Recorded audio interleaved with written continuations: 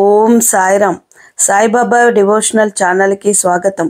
ఈరోజు వీడియోలోకి వెళ్ళే ముందు మీకు ఆ సాయినాథుడు అంటే ఇష్టం ఉంటే ఓం సాయిరామ్ అంటూ కామెంట్ చెయ్యండి. బిడ్డ, చెడు మాటలతో ఎవరినైనా బాధ పెడితే నన్ను బాధ పెట్టినట్లే, కానీ ధైర్యంతో బాధను సహిస్తే నన్ను ఎల్లప్పుడూ సంతోషపరిచినట్లు.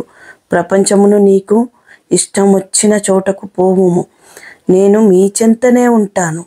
నేను మీ శరీరంలోనే ఉన్నాను. నా నివాస స్థలము నీ హృదయమునందే కలదు. బిడ్డ, హృదయపూర్వకంగా నీ గురువును ప్రేమించుము.